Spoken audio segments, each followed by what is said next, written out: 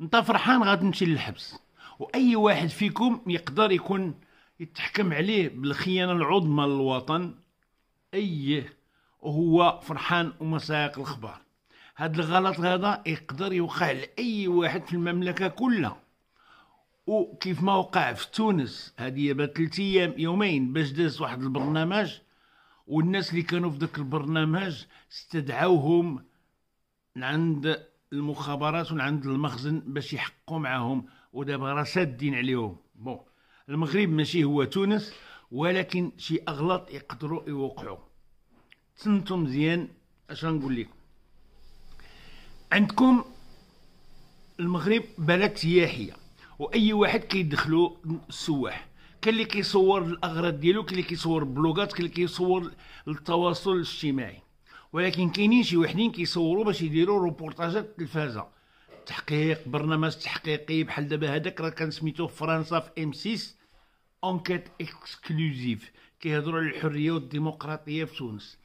وشي واحد تيهضر داك الهضره اللي تيقول هو بالعربيه، ما كيعرفش الفرنسي وتيخربق في الفرنسي، مسجل ومطرج منه هما باش ما بغاو. يعني هو معارض او شي حاجه ضراتو، عرفتوا داكشي ديالهم كي داير. الكلام اللي دار تضرب في 10 في الترجمه. فلهذا كنقول لكم الاخوان كاملين اللي كاينين صحاب السياحه في الزنقه، في الدواور، في المدونه، اي حاجه تلاقيتو مع شي واحد كيصور وعنده كيبان الماتريال ديال الحريفيه، اي واحد وقف عليكم حريفي وصوركم او محل او شي حاجه، الا دخل باسم الدوله وعنده الرخصه ديال التصوير وديال المركز السينمائي، راه كاينين قواعد باش يصوروا. كتعرف اللغه، برنامج فرنسي اسبانيولي، كتعرف اللغه هضر باللغه.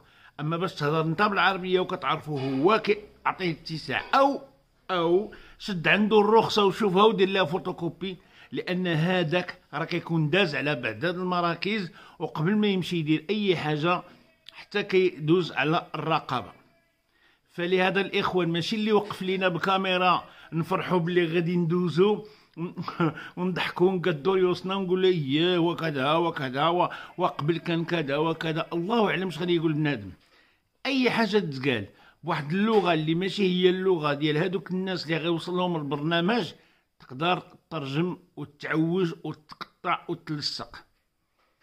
راه الا كانوا هما في بلاصه اخرى هذيك الصحافه والحريه ديالهم وداك التخربيق، ولكن الى البرنامج او وصلوا للبلاد تقدر تكون انت جبدوا لك لسانك، فيك واحد مثلا خواو لك دار، داروا لك تهدام شي حاجه، فيك واحد شويه ديال الغليه والهضره اللي كتقول شوف في تيفي راه ماشي هي الهضره اللي غتقول واحد التلفازه خارجيه خارجه على الدوله وكتحفر لبلادك.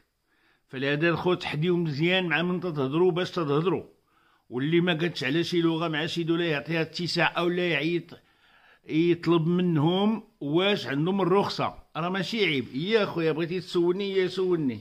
فاش غتسولني باش بالفرنسي؟ انا الفرنسي بالعربيه، التلفازه ديال فين ديال الدوله الفرنسيه انا ما كنعرفش فرنساويه، السلام عليكم.